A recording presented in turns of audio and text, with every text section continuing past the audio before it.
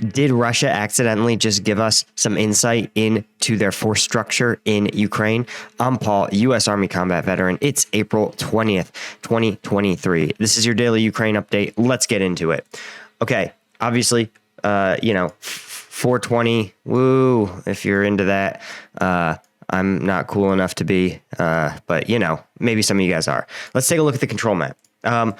As you guys can see, it says minor frontline updates, but again, I would not consider this advance in Bachmann to be minor, simply because it represents that Russian forces have advanced beyond this central rail line, demarcating central Bachmann from western Bachmann, meaning that Ukrainian forces, a natural obstacle, has been cleared, and that Russian forces who have demonstrated a pretty high level of proficiency in taking block by block of this city really have very few obstacles remaining in their efforts to take the city itself. This is a problem for a couple of reasons. As I've maintained for some time now, Bachmann itself has lost any strategic value it may have had previously.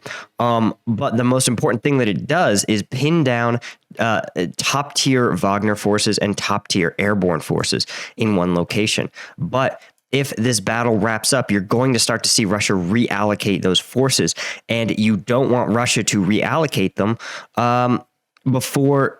to places where they're going to be used in the defense of against the Ukrainian counteroffensive, right? If I were a commander, of course, I would probably disperse the VDV in key cities where they can quickly be deployed as a sort of QRF to anywhere on the front lines to patch holes and reinforce positions to prevent breakthroughs by Ukrainian forces. But for now, they are in Bachmann, pinned and engaged in some pretty heavy fighting. So while I don't consider it necessarily intrinsically bad or essential that Ukraine hold this rail line, it is essential that, once again, they think and plan and take advantage of Russia's current array of forces on the battlefield. And when their elite forces are pinned in one place, they should be prepared to engage it in another. And let's take a look at the combat map. As you guys can see, it says over 55 Russian attacks. Again, hard to judge when they use that vague language. But you can see Russian forces, of course, practicing some level of economy of force. What's interesting is that for a long time, we'd seen no action in Volodar, but now we actually are getting reports of Russian assaults on Volodar again, which again, is to me just illustrative of the fact that Russia's economy of force is just so poor. And you guys probably know we've taken a look at some footage from Volodar. I can't show it on YouTube because YouTube's increasingly strict policies about what I can and can't show. But where that footage is actually on my website, combatvetnews.com. It also has, of course, all the stories that I can't get to in the daily update for free. It's got all of my YouTube videos. But more important than that, when it decides to load, yeah, this is what happens when you host with Wix. We're getting a better web host here, but we do have also exclusive members only content, which loads fine, which is awesome. This is where you could see the POV helmet cam footage. We've got the last one we looked at is Ukrainian TDF forces. But before that, you could see actually Russian Marines conducting an assault in Volodar. This is the most extensive helmet cam footage we've seen from Russian forces. And even though Russia controls its media narrative pretty tightly, this footage gave us some really crazy insight into how Russia is fighting, successfully or not, in Volodar. And so if you want to support the channel, of course, become a member on combatvetnews.com. Maybe you're watching it here now. That'd be cool. All right. So moving on, the most interesting part, right? Oh, one other interesting note is that the NATO chief, NATO General Secretary Jens Stoltenberg, actually visited Kiev. This is the highest ranking NATO member to visit Kiev. Obviously, right, he said, "Let me be clear. Ukraine's rightful place is in the Euro-Atlantic family."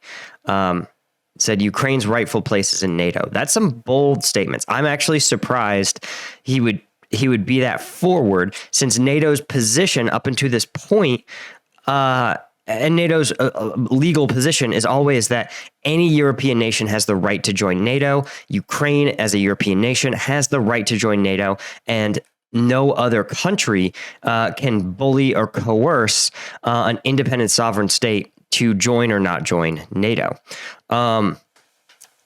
So while Ukraine definitely a member of the Euro-Atlantic family, saying its rightful places in NATO is pretty bold. But maybe it's a case of, the ship has sailed. Russia says that this is a Ukraine and NATO.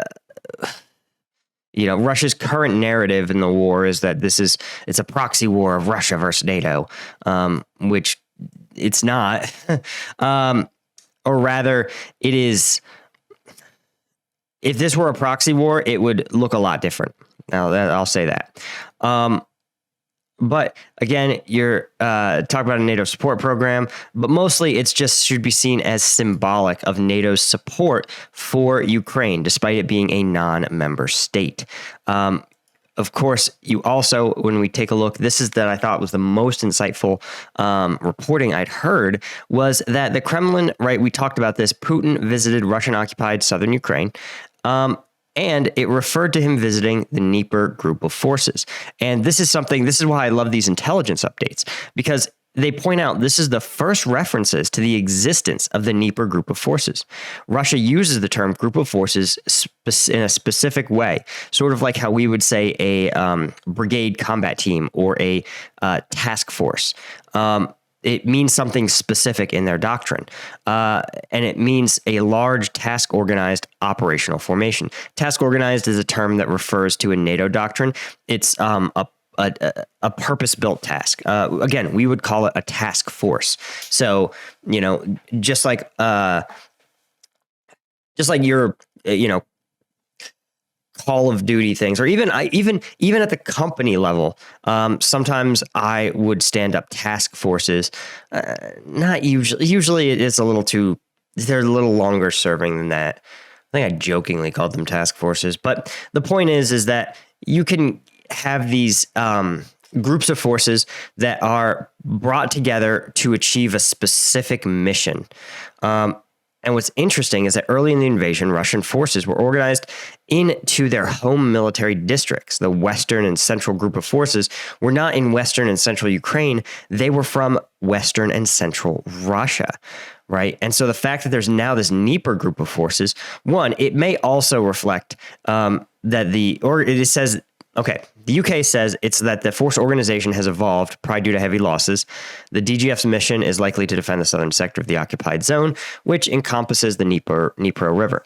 But what's more interesting is that they may have this designation because, as you know, legally, Russia has concocted the fiction that the occupied areas of Ukraine are actually sovereign territory of Russia, meaning that if the rule is that forces are named after their home garrison, then the Dnieper is considered the home garrison of this group of forces because it's, according to Russia, Russian sovereign territory.